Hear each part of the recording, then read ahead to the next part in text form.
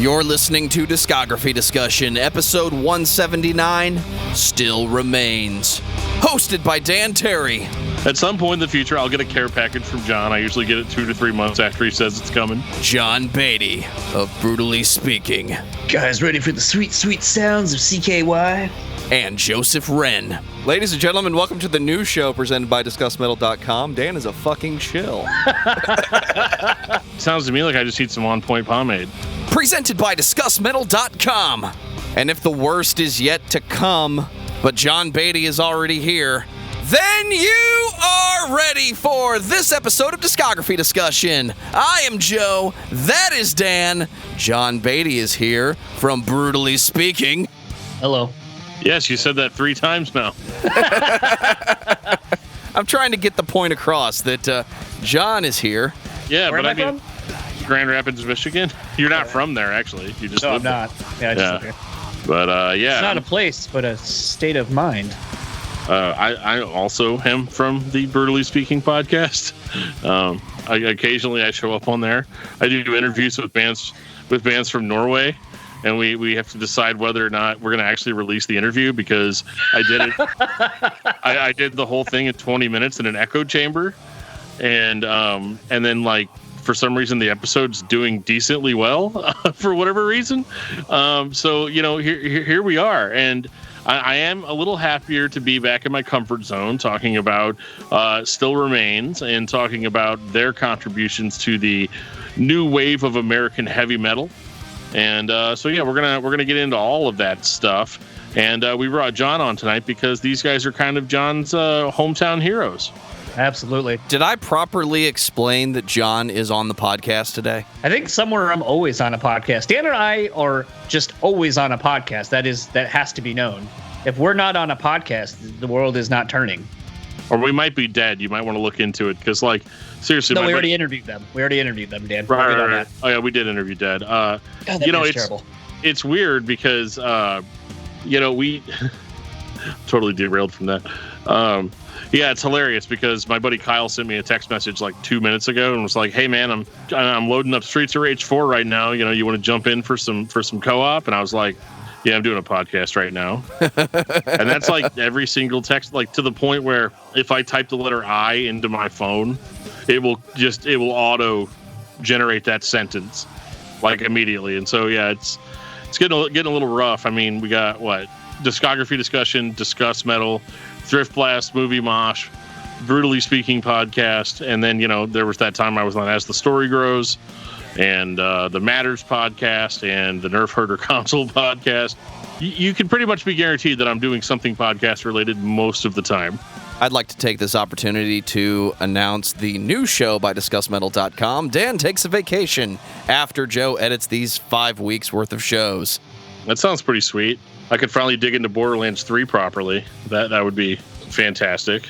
I have just finally started getting into Last of Us 2, and I pre-ordered it, and I've had the last 4 weeks off, and I've been doing so much podcast shit, I just finally got through everything that we have, so now I'm able to play the video games that I've been wanting to. You both need to figure out how to play the game while editing the show. It's a skill. Oh man, that explains so much. Doesn't it? Anyway, yeah. It answers a lot of questions. The thing about Still Remains is that they were a band that I caught onto because they were playing at Cornerstone one year. They were playing like 10 feet away from where my tent was set up. And I remember just hearing keyboards, like really loud, annoying keyboards. And like I was trying to sleep because like for whatever reason I couldn't sleep the night before. I had seen a bunch of bands play and I slept like garbage for like 2 or 3 hours. And then was just like up, like slugging coffee in like 97-degree morning. Like you're talking 8 a.m., 97 degrees, humid, and I'm drinking like hot coffee just to stay awake. And then I hear this loud, piercing, annoying keyboard. And I think it was just because they were setting up. And eventually the band started to play, and I was like, well, I mean, I'm not sleeping now. So I got up, I walked over, and I watched them play. And it really, I remember the first thing I thought was, oh my goodness, this is like Under Oath back before they, back before they, were like they're only chasing safety under oath. It was like metalcore with growling vocals and keyboards, so many keyboards, and just so much melody. Like they were really, really energetic for how hot it was, and evidently they had all gotten much better sleep than I had, and they put on a great show there at Cornerstone. And so I picked up their EP, which we are not going to talk about tonight. Of note, though, from that, the lineup change, just so everyone's aware. That is important because now you have Mike Church in the band on Of Love and Lunacy. At this point, they're clean vocalist. So, yeah, it's kind of weird because I don't remember there being any clean vocals at that show whatsoever. No, at that point, that would have been Jordan Gilliam on guitar and Jordan Whalen. So at that point, the guitar player swapped out and they ended up getting Mike Church, who has a very lovely singing voice, and a really nice compliment to Jordan Whalen, his guitar playing. So that is of note, because if you go, for those who have never heard If Love Was Born to Die, the EP, and you've only heard Of Love and Lunacy Forward, you're going to, I think, be a little surprised by that EP, because it does not sound like there are a couple songs that are on the EP that made it onto the full length, but by and far, it's a little bit of a different band at that point. Yeah, you're not wrong about that. I mean, the EP was a little bit more raw, obviously, and I think obviously that has more to do with like money and budget and all that good stuff. You know, I know we constantly say on this show like, oh, it sounds so good because it sounds so raw. At least I say that. Joe just like starts laughing and can't catch his breath. But I think If Love Was Born to Die was a really, really cool EP and definitely got me interested in the band. And they dropped Of Love and Lunacy not too far after that. Well, before John hijacks the show to talk about pomades and IPAs, I'm going to take this time to say thank you to everyone for listening to the podcast. Thank you for listening and for subscribing. If you are not a subscriber, then you can find everything Discography Discussion at discussmetal.com. We're on Spotify, Apple and Google Podcasts, TuneIn Radio, Stitcher, so if you have an Amazon Echo or a Google Home, you have no excuse. Ask it to play the latest episode of the Discography Discussion podcast, and it will. We're also on Facebook and on Twitter at Discuss Metal. Be sure to like, favorite, and subscribe. It really helps us out. It lets us know you're listening, and now Dan is going to tell us all about 5-star reviews. 5-star reviews are a thing that podcasts always ask for. And so, it'd be cool if you left us one on one of your various podcast apps. You don't have to. Honestly, I enjoy it when you guys share the episodes.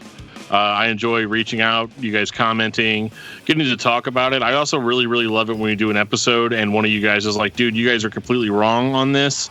And here's why. And every now and again, I will listen to your well-worded argument. And I will say, you know what? That's fair. I won't necessarily agree with you because I'm heavily opinionated, but I appreciate the love that comes with that correction process. And keep those coming, guys. I enjoy disagreements because I'm an argumentative person, and so it really helps kind of stroke that for me. And speaking of comments and emails, we got a really awesome email from Paul Boyd. Just a couple days ago, he says, "Hey guys, I heard about your podcast when Dan was on As the Story Grows. Thank you. And I'm like 25 episodes in. I'm a bit older than you. I was in 9th grade when Kill 'Em All and Show No Mercy came out, and I'm kind of amazed at your love for the old school thrash. I also have to thank you profusely for talking about Atom Ship because I never would have heard that amazing record otherwise. You're welcome. For the record, Whitfield is better than Aliens. Wrong. But Friends is the best song. Friends is a really good song. I disagree, but I have an extreme opinion about that record. Yep, except on days when Time for People is. You're also the only people I've heard who know who Pulse Ultra is. Have you ever heard of the Chronicles of Israfel? Chronicles of Israfel. I'll check it out. It's the guitarist from Pulse Ultra. I have not heard it for the record. Also, I'd like to plug the one good band to ever come out of San Diego, Psychotic Waltz, sort of a proggish power metal. I suppose I'll hear you talk about both of those bands in whatever episode I listen to next. And 3, 2, 1, getting in the time machine now. Just kidding. I haven't heard those. Yeah, spoilers. Yeah, we don't, but we might now. Keep up the good work, and thanks for providing content for us. Paul, thank you so much for that email. It's really stuff like that just makes me feel like, we're not just doing this for no reason. I love hearing from you guys that you checked out a band that we talked about that you'd never heard before. And so that's part of why we do this. The other part is just to stroke my gigantic ego. So, both of those things were accomplished with that email. So I really appreciate it. We're not the only ones, dude. Well, he needs to go over and visit our friends on Roach Coach that did a episode on Pulse Ultra. Yeah. We got a YouTube comment from Satanic Puppy Overlord in regards to episode 176, Gorguts. Hype! You're doing a non-new core band. We do a lot of those, even though we did a lot of core bands in the last few weeks. Well, I hate to break it to you, but we're doing an episode on a core band right now. Gorguts is one of my all-time favorite death metal bands. Dissonant death and black metal is some of the most interesting music ever, in my opinion. I largely agree, man. It's one of those things where, and this is something that, we'll get into at the end of the show, but if you don't like the direction of the show, or that we talk about X band more than we talk about other band, Y band, or band that you know of that you think that we would really dig, I mean, you can always reach out to us and let us know what bands you want us to talk about on the show. We do take those recommendations very seriously. I would say probably the past year, almost every band that we've talked about has been from listener suggestions. Because if it was up to me, I would just sit there and listen to Zayo and the Contortionist all day, and I would just be fine with that. So, if there's bands you want us to talk about, reach out. We're not necessarily a core podcast. We're not necessarily a new metal or a thrash metal or whatever. We try to cover everything within the sphere of heavy music, and every now and again we even go off the beaten path. So, if you guys want to hear it, we'll do it. You just have to let us know. Speaking of Roach Coach, we just dropped an episode of Discuss Metal with Jennifer Sosha of the Roach Coach, and dude, you nailed it. I don't know if I did so much as she did. I kind of stumbled around on some of the stuff that I asked, but no, she was very, very, very insightful answers, and she just has a really good perspective on things, and I'm glad that we were able to kind of dig into that, to kind of get into some subjects that were beyond the confines of just our shows.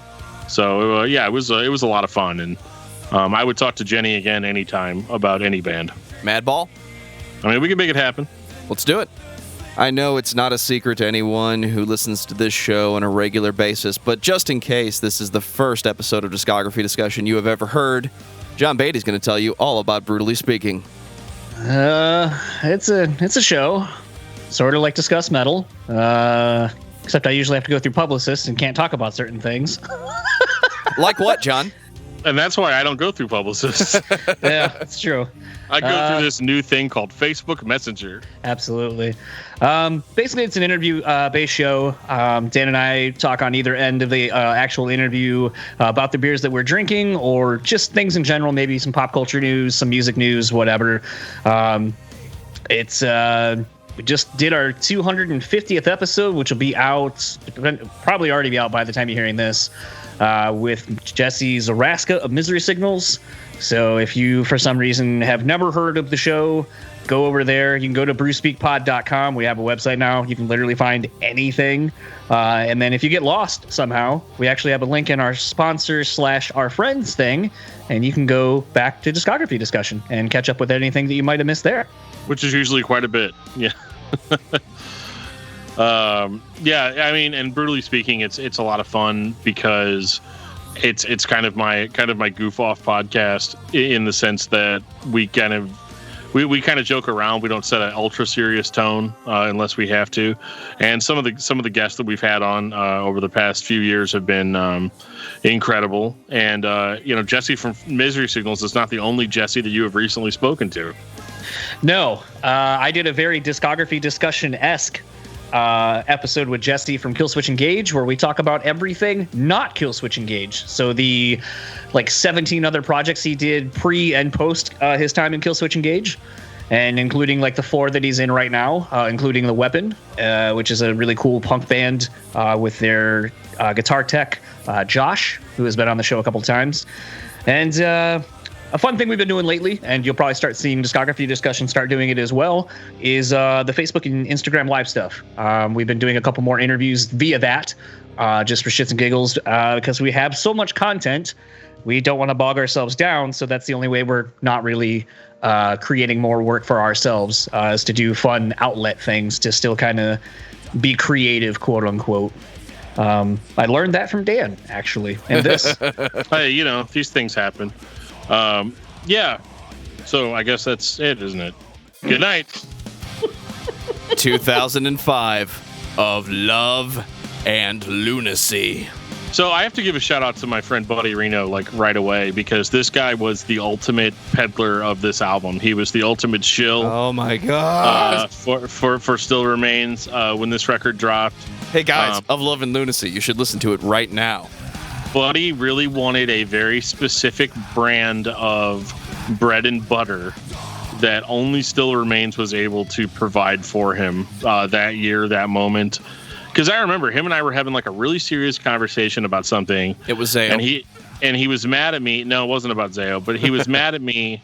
He was mad at me about something. I can't remember. We were at a Burger King.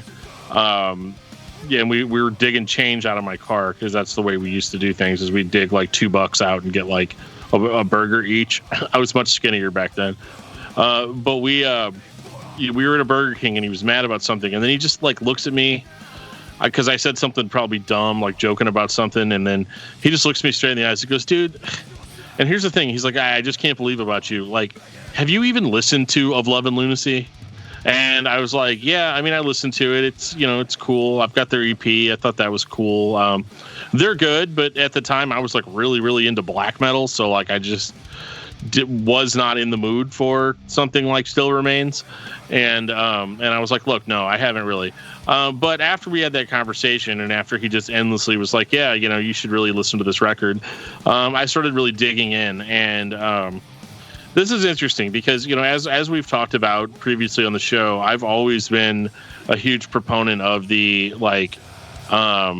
the original metalcore sound, like your Dead Guy and Converge and Zayo and Embodiment and like Early Living Sacrifice and stuff like that. Like I'm really into that stuff.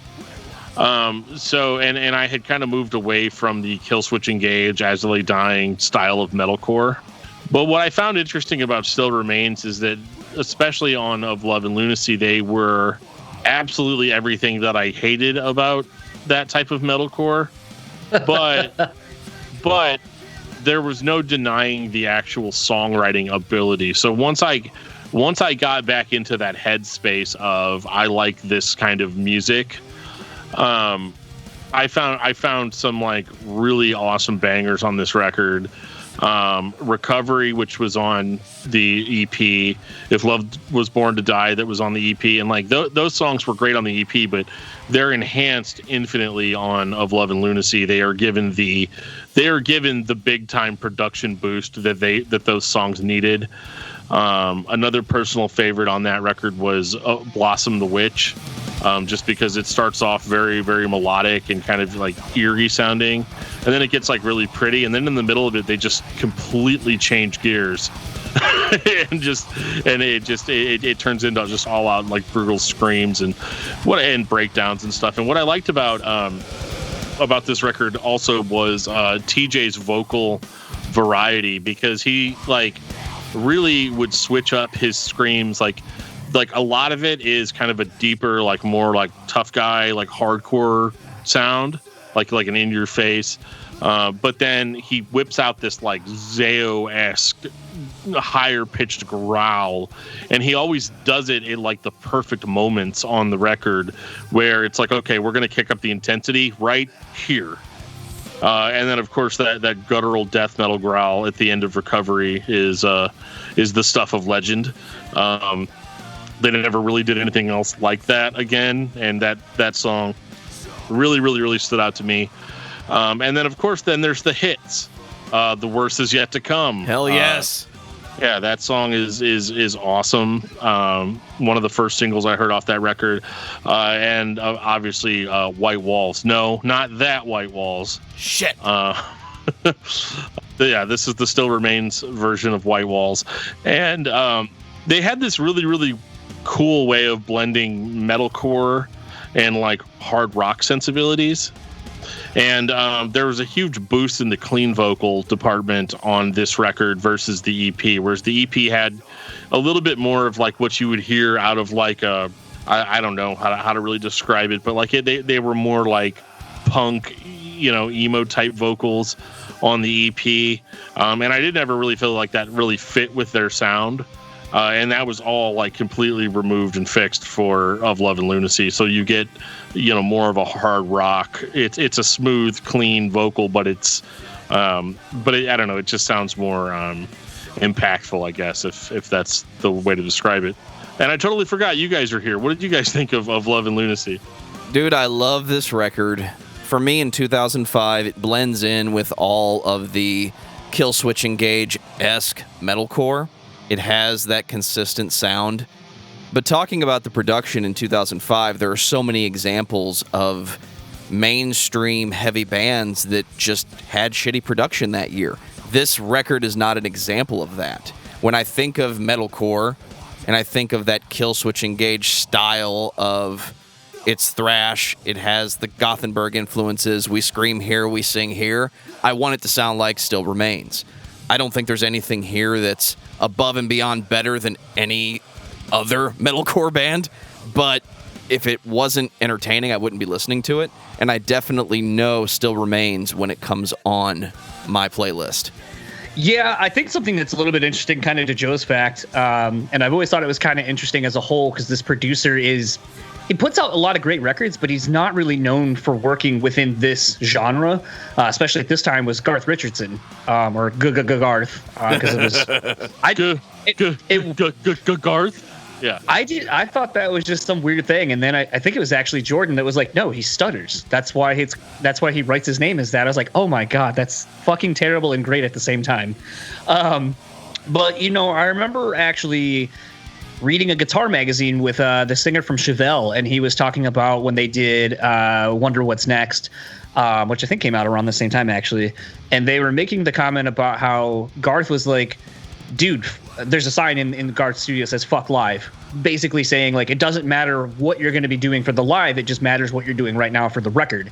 Right. And I think as a result of that, it actually gets a lot of great recorded takes from the bands that he gets. And I think, to kind of Joe's point, why things don't sound maybe as dated, because it has more of that live in the room feel to it. And kind of something to Dan's point, I think we all can agree, if you listen to a lot of metalcore around this time, where, thinking of like a Chiodos or some of these other bands that incorporated keys and synths and so forth, a lot of times, especially on the record, they were so overwhelming in the mix compared to everything else that it was kind of almost either an afterthought, or whoever was doing it just had no idea how to blend everything and mix it right.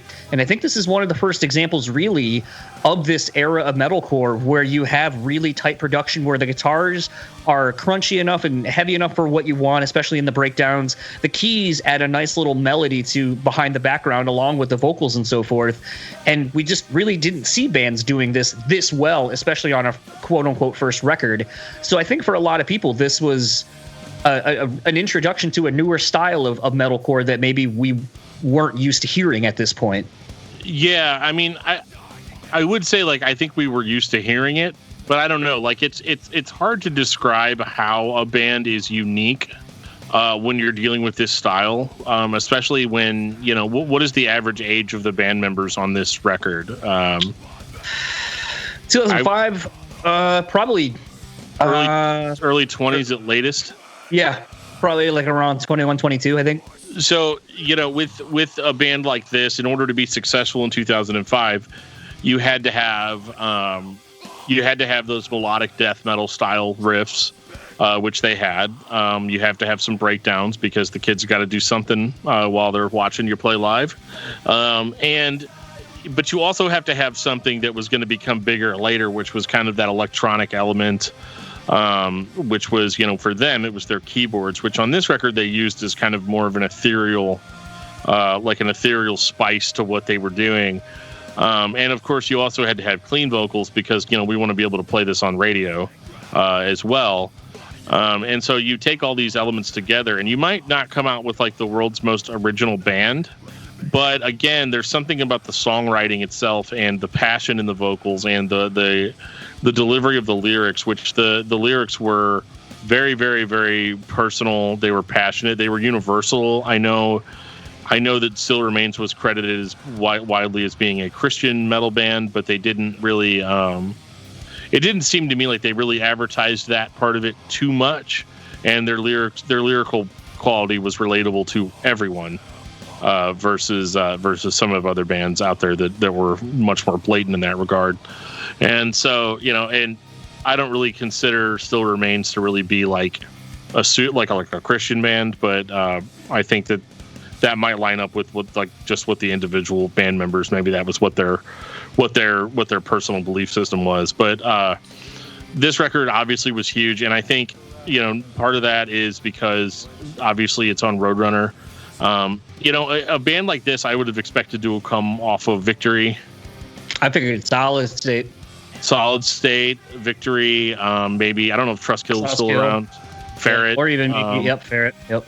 So, those are Equal Vision. Like, those are the kind of labels that I would expect to hear a record from this, like this. But Roadrunner, was doing pretty well with Killswitch Engage at the time.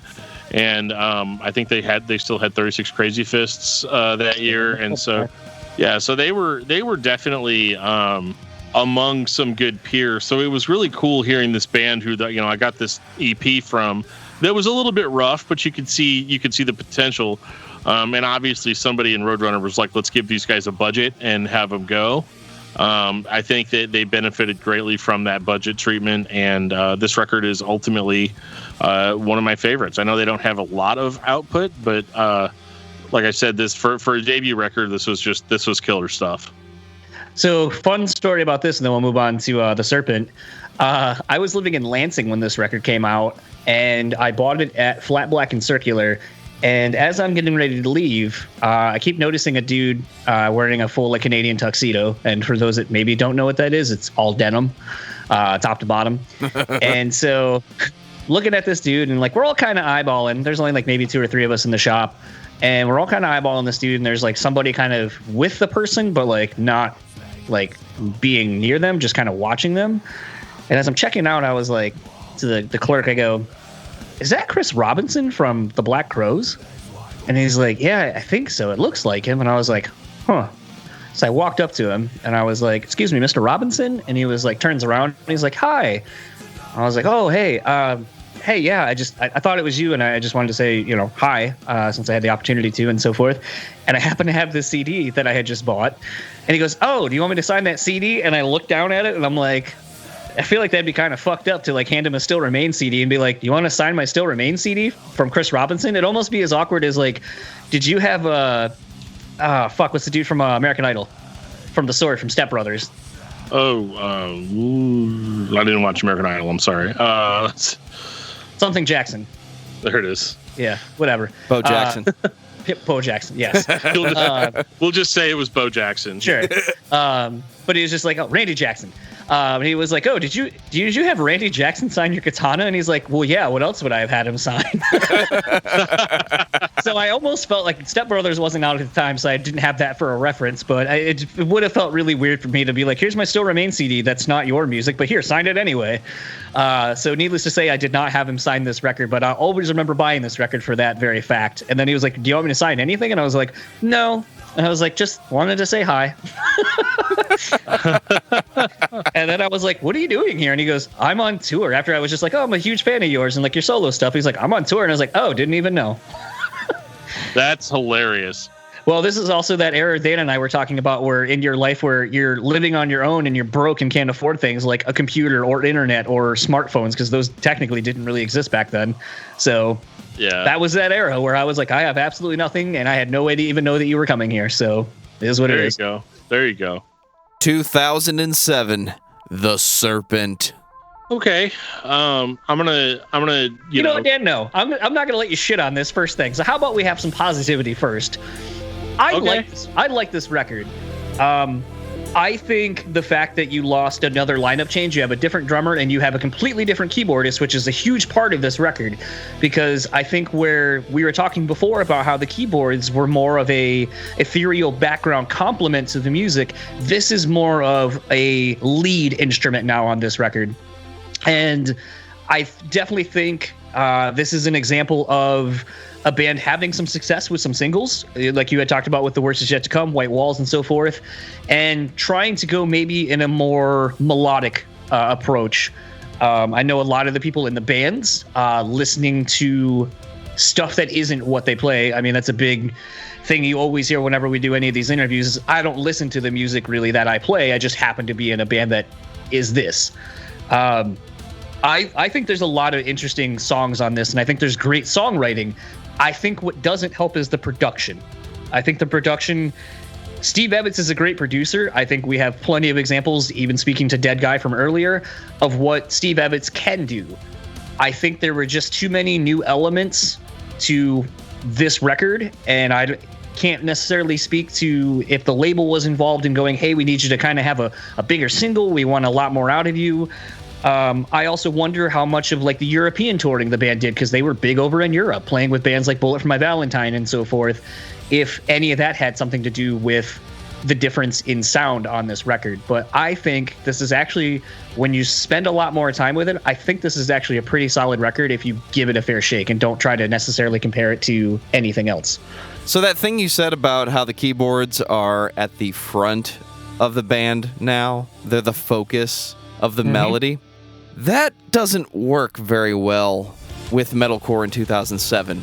I think the expectation is that the guitars are going to be huge, the drums are going to be huge, and the keyboards are just going to be on top, accenting the melody. That's what they did on the previous record. This album does not sound as big, but the songs are not bad. I think it just doesn't sound like a 2007 metalcore release. And some of that might be the lineup change. That might be we have a new guy here to play keyboards and he's just really trying to find his spot. But I don't think we wanted the metalcore release by Goblin, because that's who the opening track reminds me of. It sounds like the soundtrack to Suspiria is about to go metalcore. You got to admit, though, that The Serpent itself as a song is a really good leadway into The Wax Walls of an Empty Room, as well as, I think, something else that you start seeing, and I'll use Atreyu as a great example. So Atreyu comes out with a curse. That comes out with an intro-y kind of thing, which is what would become the intro music when you go see him live. I think bands, when they get to a second record, kind of start thinking about live parts a lot more, because they've spent the last year or two playing these songs that maybe were more, as we were talking about earlier with Garth, don't fuck live, don't think about it, think for the record. And I think a song like The Serpent, even though you're kind of shitting on it, it's like, I think a song to come out and be a thing where song to come out and then everyone kind of hits that, 12th on the guitar or whatever, on the cymbals, and then boom, here comes, your first song. And I think for that's why I kind of feel like this was more of a great live thing, where it kind of flows a lot more, has more throughout it, to me. And that is usually the story with these bands. After you've made the record where you've spent weeks playing 6 layers of guitars, you want to play what you're going to play live. You want to play what you wrote. So it becomes more acceptable from the artistic side to just play the guitar left, right, put the keyboards on it, bass and drums and vocals. It's a little more classic production, but it's not the metalcore explosion that everybody expects when they hear this band. Do I get to talk now? Nope. Okay. Well, let me start off with a couple of things. Firstly, in 2007, metalcore is great. Metalcore was the trend of metalcore in the early 2000s, all the way up to about 2007, 2008. A lot of these bands got popular doing the same sort of thing. We talked about on the Unearth episode about, how I really wasn't stoked on the quote unquote classic Unearth records. And I liked the stuff that they had done after they kind of broken out of that sound and started kind of redefining what the Unearth sound was. I think a lot of that had to do with a lot of these bands got popular off of a certain sound, started going on these tours and looking around and realizing that all the other bands on the tours sounded like they sounded, and that everybody was kind of reaching out of the same collective bucket for inspiration.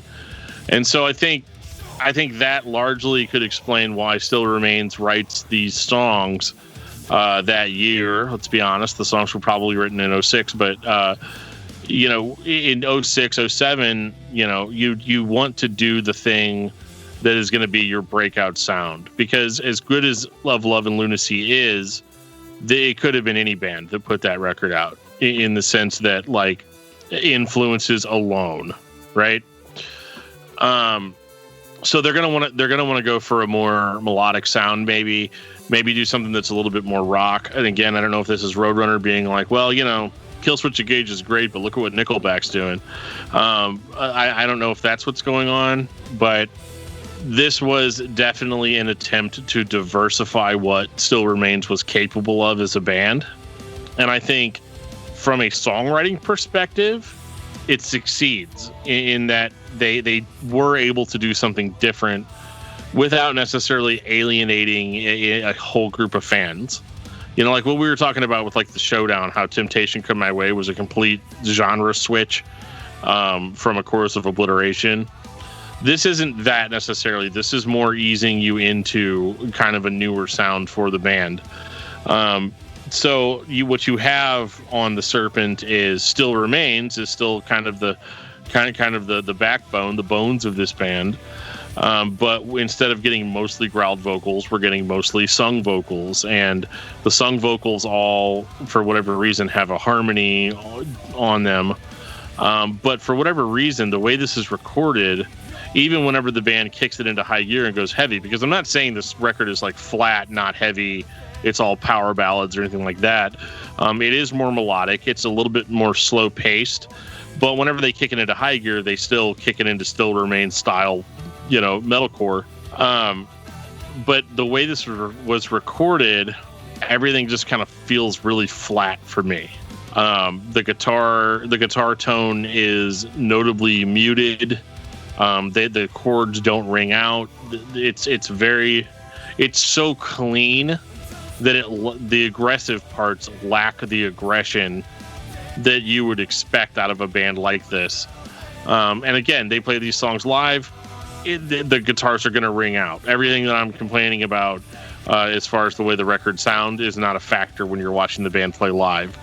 But for whatever reason, this performance, even though I'm sure they performed perfectly fine in the studio, it was recorded to such a clean and pretty level that it lacks so much aggression. It lacks so much immediacy that people are kind of looking for in heavy music.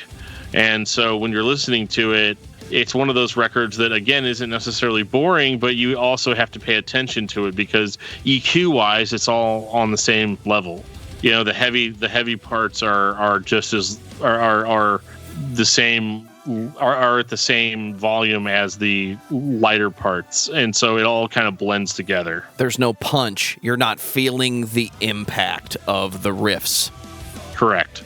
And so that's really my main complaint with it. I don't think that it's bad. I think experimentation is always a good thing, especially in this genre, because you might hook somebody that isn't necessarily into metalcore with a record like this, you know. But I just don't think that overall it was a success, and I blame the production for that. Do you think? I mean, obviously with Roadrunner owning this, I don't think we'll ever get this. Maybe we will. Do you think this is one of those where a remix remaster would probably do this record a lot more justice, do the songs justice? I think so. Yeah, if they gave it kind of more of a dynamic range treatment. You know, all I'm asking for as a music fan is that the loud parts be loud and the quiet parts be quiet, you know, because I'm not arguing against a flat production either, in the sense where, like, I don't want a record that's like super, super loud to where like even the quiet parts are like clipping because they're trying to keep everything at the same volume. I think they call that like the loudness wars or whatever, you know, where everything's just so ridiculously loud that nothing punches, like everything just clips and it just sounds fake. That's not really a problem on this record either. They keep it at an acceptable volume, but like I don't want to listen to metal at an acceptable volume, if that makes sense. So I mean that's just my take on it. I do think that a remaster would probably do a lot for this record, but I don't want Roadrunner to do it because they remixed and remastered the first Glassjaw record, and that was really not great. So, well, I mean, you can't necessarily polish a turd. So, well, I'm not going to get into this with you again, John. But you know, I think the Serpent, again, it's fine. I don't think it's a great follow up for of Love and Lunacy. I remember kind of my circle of friends being a little disappointed in the record, especially my friend Buddy, who I mentioned earlier. He was not about the Serpent, especially after his loving devotion to Of Love and Lunacy. And then I kind of remember, like, at this point, this is 2007, I remember Still Remains more or less just kind of fizzling out. Yeah, they broke up a year later, 2008. They did Warped Tour. And the weird thing is, it's kind of funny. We are collectively talking about how the expectations for this record versus the reality of it when we all got it.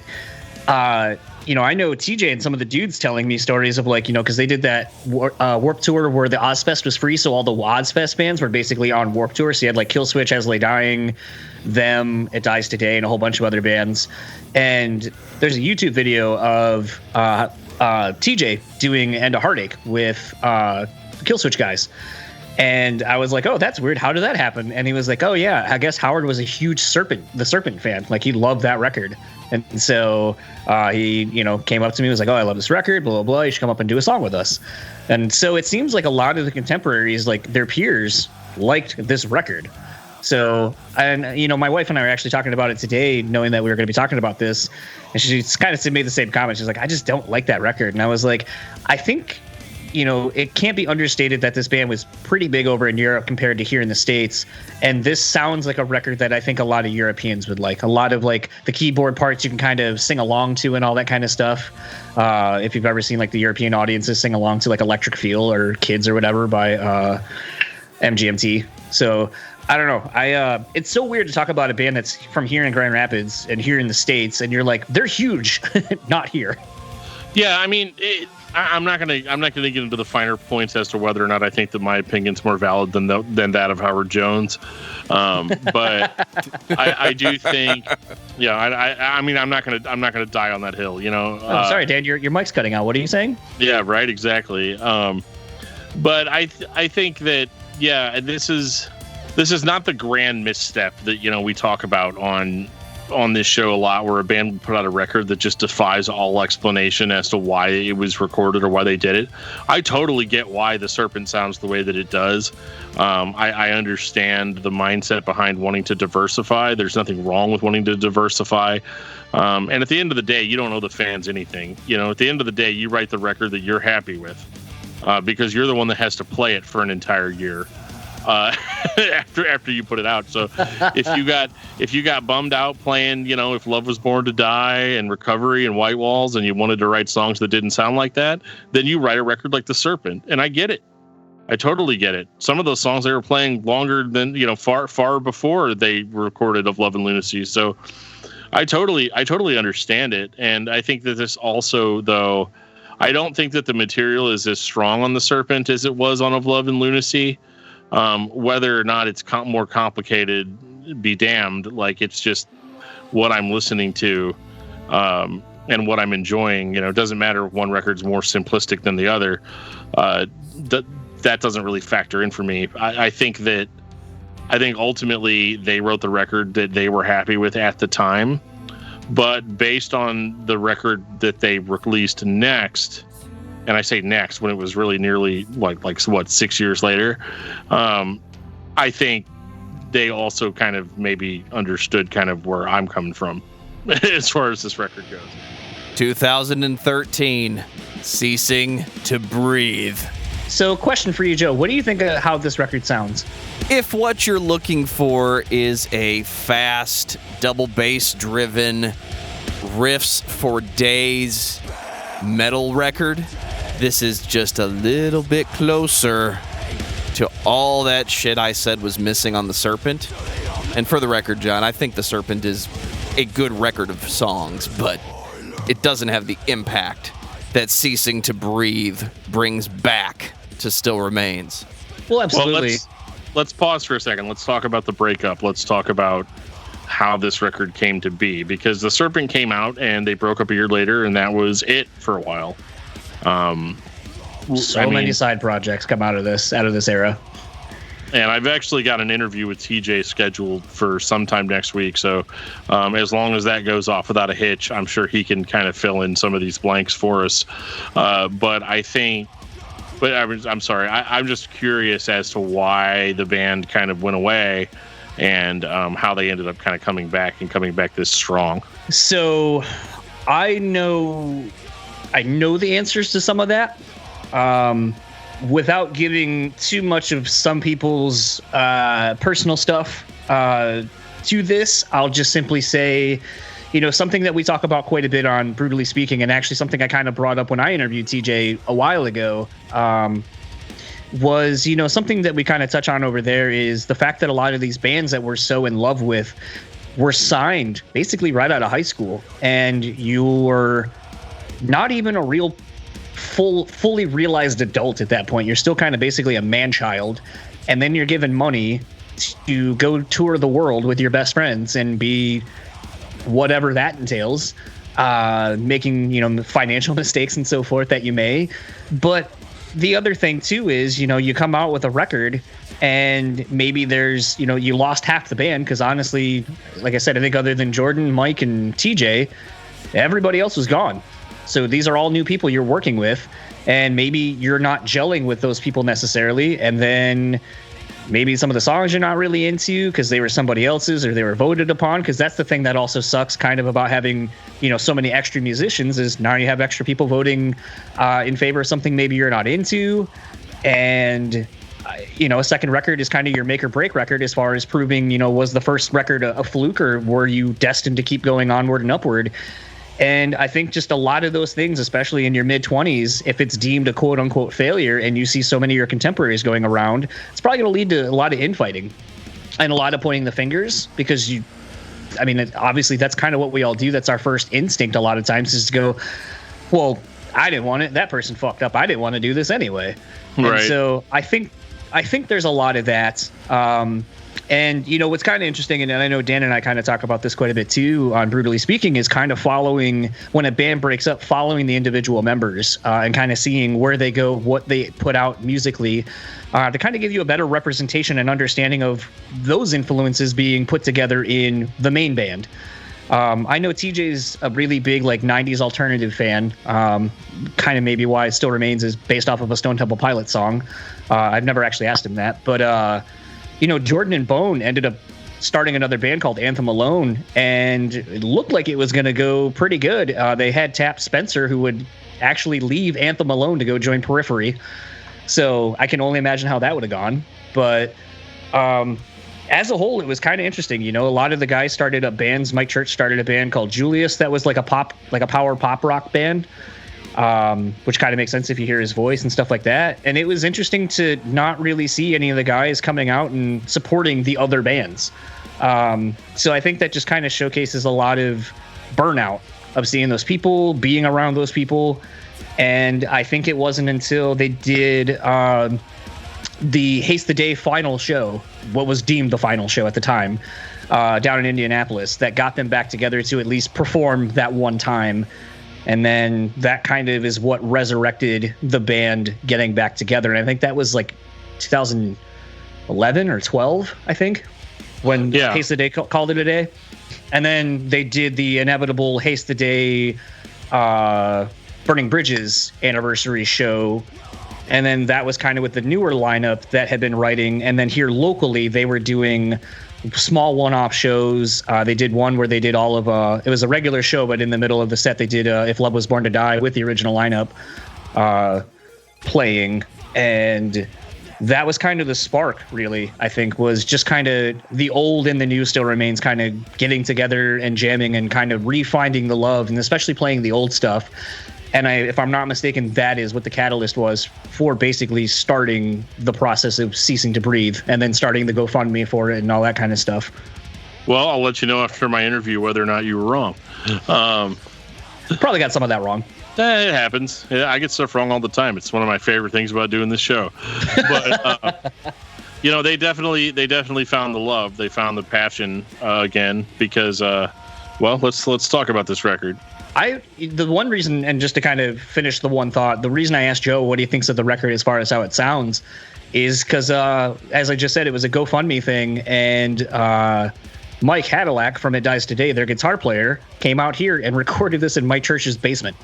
So this is literally a home recording, and I know Joe talks a lot about that on this show, so that's why I was trying to figure out and ask him, like, what did he think of the sound of the record, since he's such a proponent of that.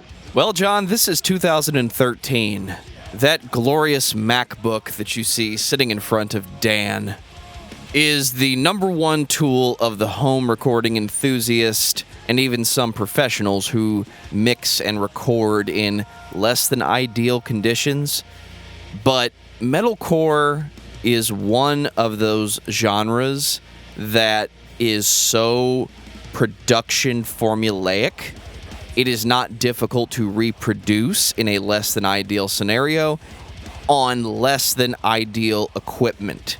I would say right now, if you've never recorded or mixed an album yourself and you're trying to learn how to do that, you are going to have less difficulty finding tutorials and templates to record and mix your groundbreaking metalcore song than you would for, say, a classic rock record or a jazz record where you have to actually balance the musicians in the room.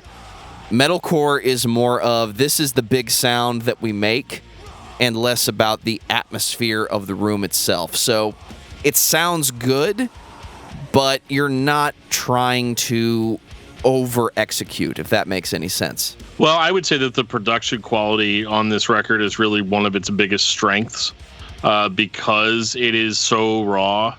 Yeah. So, like, I mean, this is an interesting third record because this blows Of Love and Lunacy out of the water. This obviously, you know, the serpent isn't even like part of the equation here.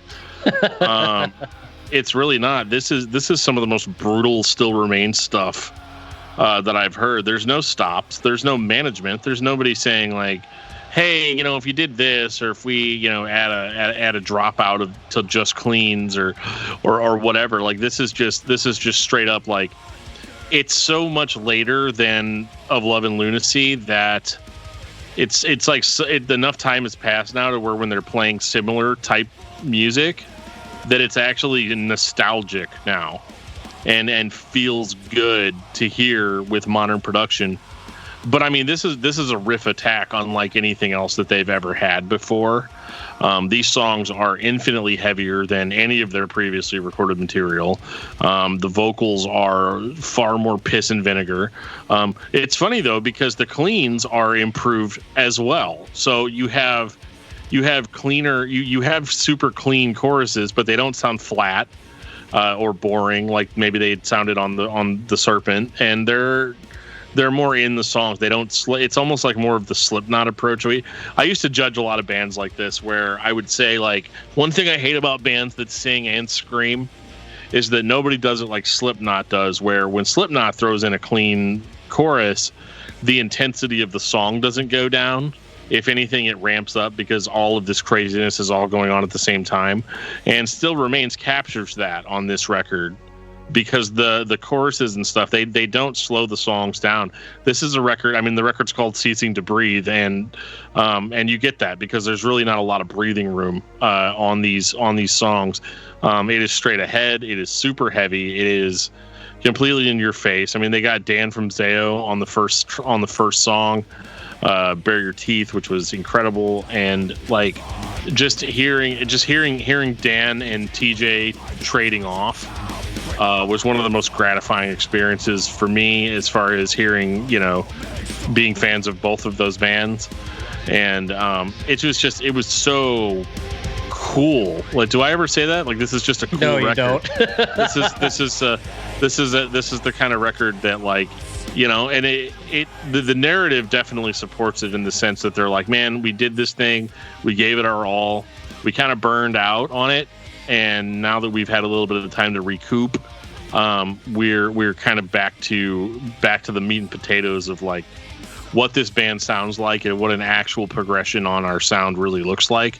And in this case, the progression was the heaviness. This is, I mean, it's not deathcore heavy, but it's definitely on the more extreme end of metalcore. And this was a killer comeback record. This is one of the ones that like I will point to whenever I'm like, yeah, if you're gonna if you're going to disappear for a few years and come back with something strong, this is how you do it. I was going to suggest that somebody in the Still Remains camp was worried that Dan was not going to buy the record, so somebody walked in and said, guys, I got it. Put Bare Your Teeth on track 1. He'll buy it. Well, even a fun thing to that, I know TJ has said that he is a huge Zayo fan, obviously, and that he would love to have Dan do and be a part of further Still Remains stuff, whatever that ends up looking like, akin to how like Mark Lanigan is on a lot of the Queens of Stone Age stuff. So hopefully, if there's ever another Still Remains, hopefully Dan and him will get to do something else. Yeah, that would be really cool. To answer your question, Joe, no, I don't think anybody was thinking about whether or not I was going to buy the record.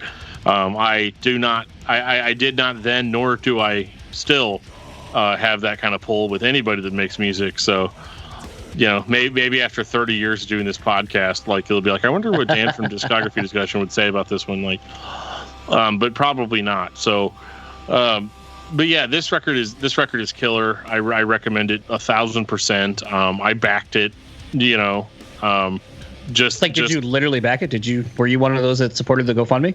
Yeah. Did you? Okay. Yeah. I guess I'll have to look for your name in the thank you list. I think I only gave like $10, so yeah. I don't know if I made the cut for any of the special stuff, but I got the record when it came out. You know what I mean? Like that was my.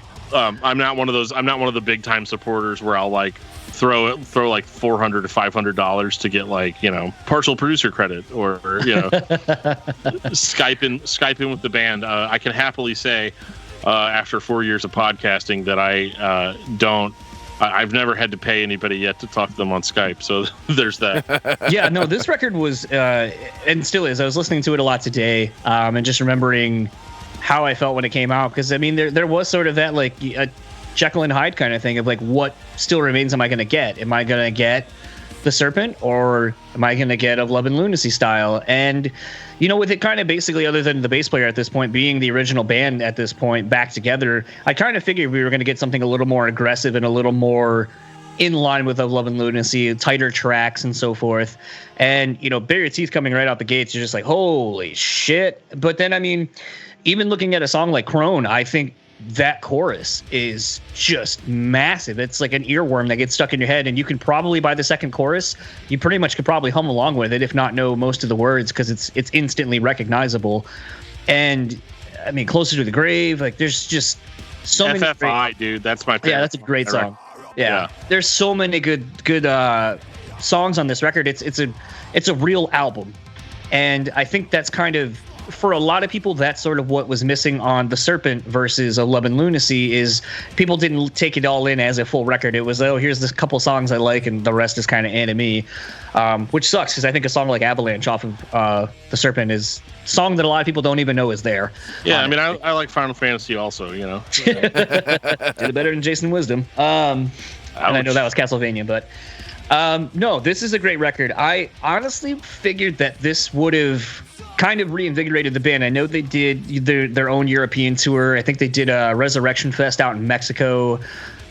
Did some very, very, very light touring. I think they did a CD release show here.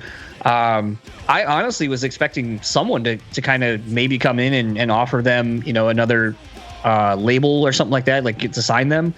So I have no idea really what's going on with the guys now. Obviously, Jordan started Kill the Lights with Moose from Bullet for My Valentine, so I know they're waiting for all this bullshit to get done and put out their record and probably start touring. But everyone kind of the same thing that Dan's been doing a lot on the Discography Discussion. Yeah, we all got kids and family and jobs now, so touring's a lot harder, and probably just do the Weekend Warrior type thing or some fly out dates where it makes sense. But this is a band, especially on this record, I feel like there was so much renewed energy and a lot of life left that it's like, man, I just want more. I don't know if I want more touring in whatever capacity that looks like, or just more recorded output.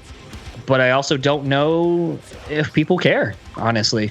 Yeah, I mean, I care for sure. I think it's hard quantifying that this record came out 7 years ago, because I still listen to it fairly regularly. Same. And that's between all the stuff I have to listen to for the show. Like, I have to make time to listen to records that I just like to listen to. This one absolutely makes the cut, like 100%. And yeah, it's hard to believe it was hard to believe it was 7 years ago. And then the last little quip I have on this record too is, we was talking about Buddy and how much he loved of Love and Lucy. If you could have just seen the look on his face the first time you heard this record, it is akin to buying one of your kids like the number one Christmas present of that year. Like maybe you had to punch a bunch of old ladies. Maybe you had to punch a bunch of old ladies in the face at Target to get it. But you got it, and just to see the look on that kid's face, this was absolutely the look on Buddy's face when he heard "Bare Your Teeth." He was like, "Oh my God, this is it. This is absolutely the greatest thing I've ever heard in my life." Final thoughts on Still Remains, Dan. You really need to check out Still Remains if you haven't heard them before. If you like keyboards in your metalcore, they've got that. If you like singing in your metalcore, they've got that. If you like songs that will actually stick with you and aren't just a collection of weird riff and inexplicable changes, they got you, man. They can be brutal when they have to be brutal. They can be passionate when they have to be passionate. They can be super melodic too, if that's your bag. They're just kind of the whole deal. I feel like they're a band that is horribly underrated, especially for being on Roadrunner and having that level of push. It does shock me sometimes when I ask somebody like if they've heard Still Remains. Most people haven't, and that just doesn't seem right to me. John, what about you? It's so weird sometimes talking about these bands. For me, like something I've told Dan, and we've kind of talked about this through texting and so forth, is sometimes you forget that bands that are from your area are as big as they are, that they were signed and did as much as they did. I look at a band like Law Dispute, and a lot of times I'm just like, oh yeah, I forget that that's not just a local band. Like, you guys would probably have heard of Law Dispute. They're not just a small local band. Still Remains was kind of that for me. They were obviously a part of the metal scene that I kind of grew up going to go see locally, and having friends that obviously knew them, and then having some of them become my friends. I don't really think of them as a band that everyone across the world has heard of and probably has seen, and is a big mark of their early metalcore days. But I think that also speaks to the impact that any band can have. And I think Still Remains started off being one of those bands that a lot of people saw a lot of promise and potential in.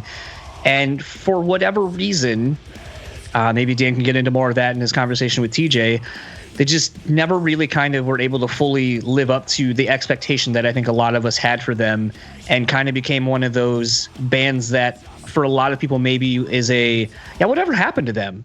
Because as Dan and all of us have just said, Ceasing to Breathe is probably arguably their best record.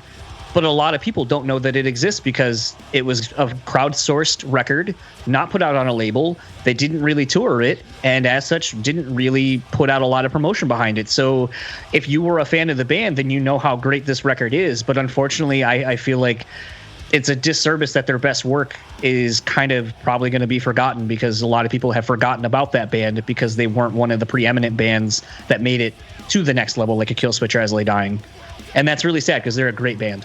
Anytime you have a different genre of music become the popular music of the decade, you always have the big name bands that come to mind anytime someone talks about metalcore. It's going to be As I Lay Dying. It's going to be Killswitch Engage.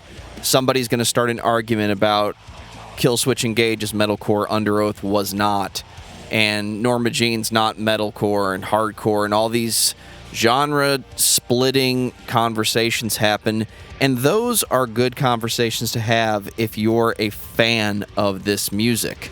Still Remains is a band that writes just as impactful songs as those bands that you have heard and continue to listen to. And if you're not paying attention, one or two of those songs might sneak by you on a metalcore playlist, and you're going to go back and say, what was that song called? Oh yeah, that was Kane. Still Remains? I didn't know they were still here. Even back in 2013 when this record came out. The music is good. I enjoy listening to it. I think it's challenging to come up with a reason that this band stands out that other metalcore bands are not doing themselves, but it's also not a style that can be innovated that way. So if you are a fan of heavy music, you like riffs and some fucking groove with some serious melody on top of it, you should be listening to Still Remains. Dan, what's your album of the week? My album of the week, I've been going back through some of the material that we've covered on recent episodes. So mine is Point of Recognition, Adoration of a Sun. John, what about you? I'm always the oddball whenever I'm on this show. You guys hit me when some interesting shit's out. I've been listening to Legends Never Die, the new Juice Wrld record that just came out. R.I.P. Juice Wrld. It's a really great kind of all over hip hop, kind of R&B kind of thing. I think that dude was really talented, and there was a lot of potential for what he could have done. And sadly, this is the last record, I think, at least, unless there's more music somewhere, but this is the last record we'll ever get from him. So if you're into some other forms of music other than metal and hardcore, go check out Legends Never Die by Juice Wrld. I'm a big fan. Motörhead, March or Die. It has Hellraiser on it. Do I need to say anything else? Xenoblades. Take us out, DFT. Have you ever been listening to this podcast and thought to yourself, man, I really wish that they would talk about more dissonant death and black metal bands instead of all these core bands? Well, I mean, I got you. All you have to do is send us a message. And there's a lot of different places you can do that. You can do that on Twitter at discussmetal. You can send us an email at danandjoeshow@gmail.com. You can join our official Facebook group at facebook.com/discography discussion. We have our main page there, and you can join the group pending approval. I don't just let anybody in there, only cool people like yourselves. So check that out. You can also reach out to us on Discord. There is a link in our show notes to our Discord server where there are people chatting all the time about the show, but oftentimes just their own recommendations. It's a really cool kind of community we have there. And when it starts getting cold outside, you might want to swing over to our official Teespring store. There'll be a link in the show notes to that. You can pick up a hoodie for $25. I highly recommend it. And on that note, this has been episode 179 of Discography Discussion. Thank you for listening. You can like us on Facebook and follow us on Twitter at Discuss Metal. Subscribe to our podcast everywhere you listen to podcasts, including Google Play, Apple Podcasts, and Stitcher. Visit discussmetal.com for all things discography discussion, and please send questions and comments to danandjoeshow@gmail.com. If you are not a patron, you can become one at patreon.com/discussmetal. We have some sweet perks. John Beatty and Brutally Speaking can be found at brewspeakpod.com and on all your social media platforms.